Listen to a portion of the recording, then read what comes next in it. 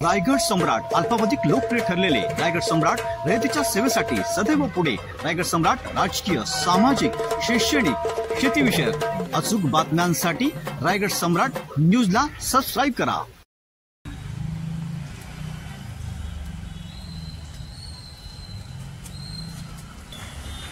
नमस्कार पत्रकार मित्रो, हे जमीन फसवणूक प्रकरण तुम्हा माझे भाऊच समजेल। तुम्हाला मी पत्रकार मित्रांनीच, बंधू भगिनींनी महाराष्ट्रातील, कारण मी महाराष्ट्रातील पत्रकारांच्या एक वैशिष्ट्य आहे, भले मी कर्जबाजारी झालो आहे, बायकोचे दागिने संपूर्ण मोडलेत,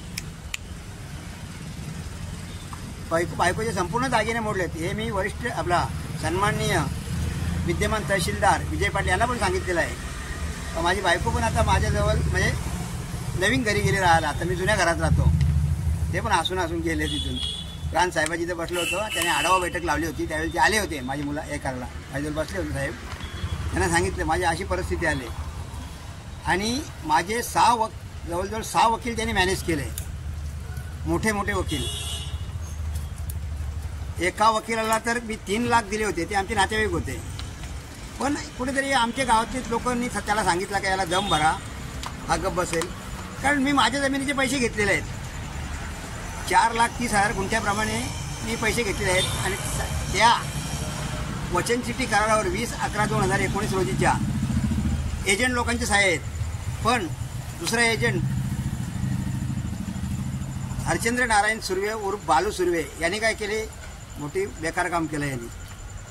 त्यांनी माझ्या 20/11/2019च्या वचनचिठ्ठी करारावर पण सही केले, मी 4,30,000 गुंठ्याप्रमाणे जमीन विक्री केली असा, आणि परत मी आजारातून बराच होणार नाही या कोणीतरी त्याला टिप दिली आहे ना, का हा नामदेव गोंडली हिंदुजालयाची ट्रीटमेंट चालू आहे, कोरोनाचा काल आहे, लोक मरत होते फटाफटा, हा पण मरणार आहे, तुम्ही असं असं करा। त्यांनी काय केला, मी 38 गुंठ्याचे पैसे घेतले असं सांगून, असं करून सरकारी कागदपत्रामध्ये बेकायदेशीर बदल, आकारपोट पत्रकात व खोट्या तक्रार केसेसच्या अनुषंगाने म्हणजे 25/1/2000 रोजी तलाट्याने जो रिपोर्ट बनवला, त्यात त्यांनी तलाठी खोटा रिपोर्ट का परशुराम सीताराम गोंदली याने 14/1/2021 रोजी फेरफार 3667ला हरकत घेतलीच नाही, तर 3637ला घेतली, हा खोटा रिपोर्ट, आणि त्यांनी कबूल आले माझ्याजवळ।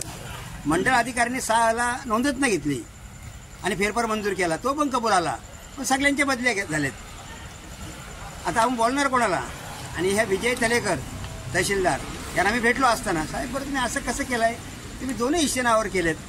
मी बरा झालो ना, कारण मी आल्यावर ते काय बोलायचे, अरे तू का मानतोस, तुमच्या काकांची जमीन हडप आहे, त्यांनी यायला पाहिजे। अरे तो मला बोलत होता, काय मला काही जास्त नाही बोलले, ते माझे काका आहेत, का माझा जो जमिनीत अतिक्रमण आहे तू पावसाळी मोजणी का केली, असं एवढे बोलले, आणि माझं होणारं नुकसान तुला नवीन रेटने द्यायला पाहिजे।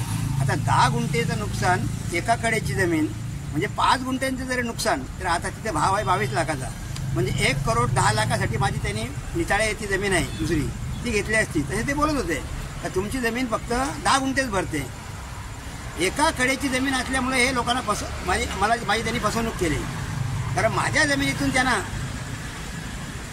दक्षिणेकडील जमिनीतून श्री अगोदर सदर जमीन घेणारा कोण, सिद्धार्थ नरेंद्र भल्ला, त्याच्याबरोबर वचनचिठ्ठी करार आहे 20/11/2019 रोजीचा, पण त्यांनी सही केलेली नाही।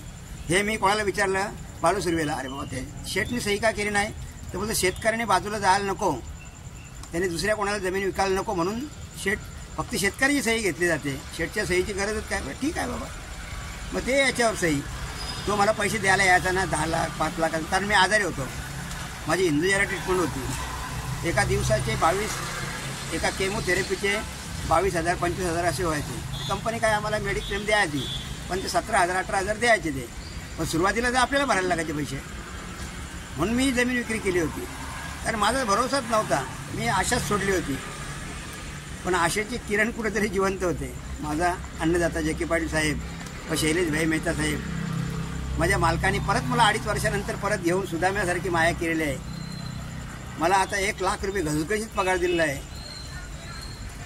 भले त्याच्यातनं 30-35 हजार रुपये कट होतात, मी लोन वगैरे याचे घेतलेलं आहे, माझ्या हातात कमी, शिवाय माझ्या दांड्या बिंड्या होतात, त्यामुळे मला संपूर्ण 22 दिवसाचा पगार काही मिळत नाही, पण 4-5 दिवसात मला पगार संपतो, कारण पत्रकार चालूच आहेत ना माझे, या कामी मला सचिनभाऊ आयर साहेब यांनी कामाला घेण्यासाठी जे के पाटील साहेबांनी आमच्या आदरणीय VP काटकर मॅडम साहेब यांना सांगून त्यांनी मला परत कामावर घेतलेलं आहे.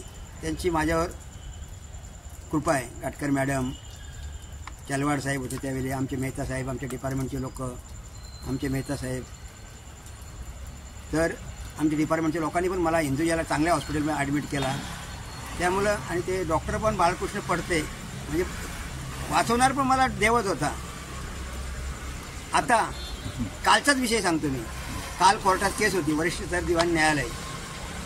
आता इथं आमच्या वकिलाने 5 महिने झाले त्यांना खरेदी खताची दस्त, चुकीचा आकारफोड, वाटणीपत्राचा नकाशा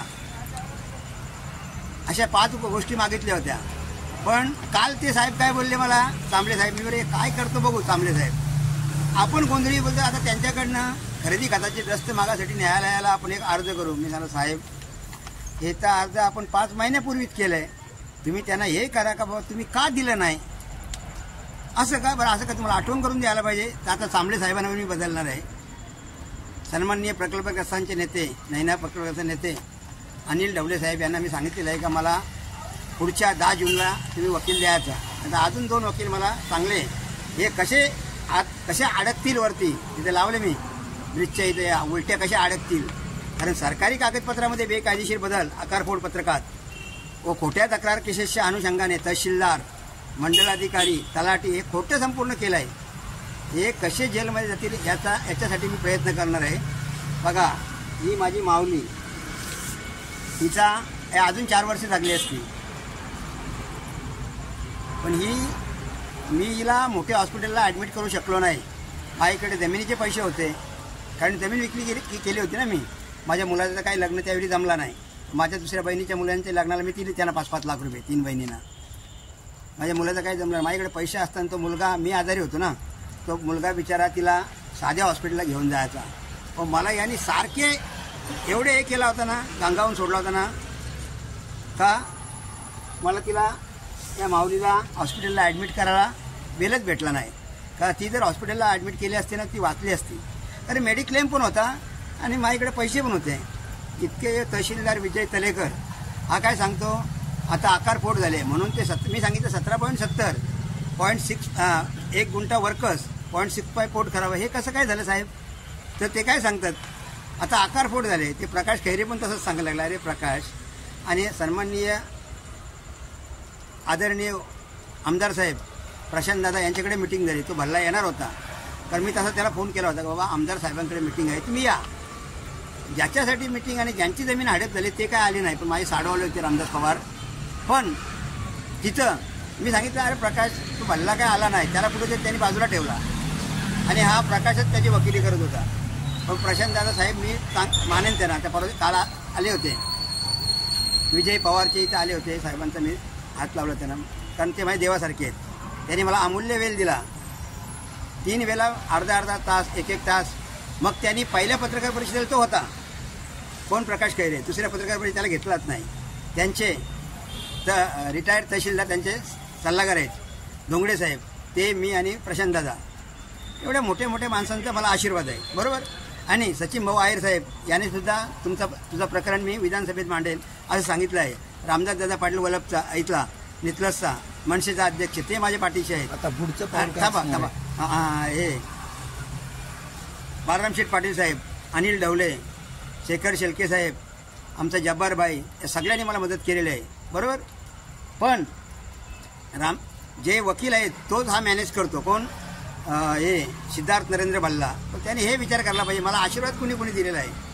कलेक्टर, रायगडचे पोलीस अधीक्षक सोमनाथजी घारगे साहेब 46 दिवस उपोषण करत असताना त्यांनी मला त्यांच्या दालनात प्रवेश करत असताना परवानगी घेऊन त्यांनी सांगितलं या गोंधळी तुम्ही विजय होणार आहात. अरे ते कलेक्टर म्हणजे यमदेवत पोलिसातील देवतांचा मला आशीर्वाद आहे.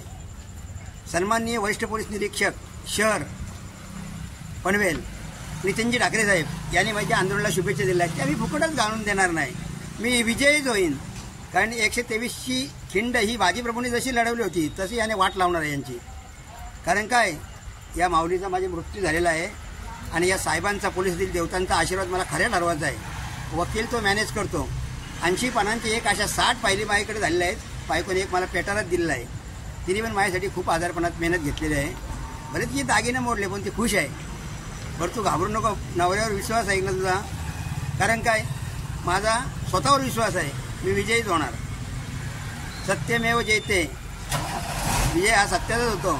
आदरणीय कर्तव्यदक्ष जिल्हाधिकारी योगेशजी बशेसाहेब यांनी माझा भाऊ सुनील परशुराम गोंदली याच्या 1/2/2023 रोजीच्या अर्जावर सही केलेली आहे. कारण मी साहेब बरं मला आता कंपनी पण काढून टाकेल, तुम्ही काहीतरी फैसला करा. तर त्यांनी अर्जावर सही केली. आता तुमची चौकशी लावतो. महेंद्रजी कल्याणकर साहेब यांनी आमचे काटकर मॅडम आहेत, त्यांनी त्यांना फोन केला, त्यांचे जे मित्र आहेत क्लासमेट. तर ही संपूर्ण चौकशी सन्माननीय संदेजी शिर्के साहेब अप्पर जिल्हा दंडाधिकारी, सदर पत्र इथं जगदीशजी शेलकर साहेब यांच्याकडे आलं आणि सदर आदरणीय मिलिंदजी फडतरे साहेब यांनी त्याची चौकशी केली. आणि त्या चौकशीअंती त्यांनी असा निष्कर्ष काढला का सदर नामदेव शंकर गोंडले यांची तक्रार ही चुकीच्या आकारफोड अनुषंगाने आहे. मौजे वाहूंचे सर्वे नंबर 123/2 या जमिनीच्या चुकीच्या आकारफोड विभागणीबाबत आहे. चुकीची आकारफोड विभागणी म्हणजेच सरकारी कागदपत्र बदल, ते काही डायरेक्ट हे करणार नाही. येत्या काळात आपण वकील नवीन नेमणार आहात ना? हां, आणि फौजदारी करणार आहे, यांच्यावर फौजदारी करणार आहे. आणि पोलीस वकील करून यांना कसा गुन्हा होईल, यांच्यावर गुन्हा कसा नोंद येईल.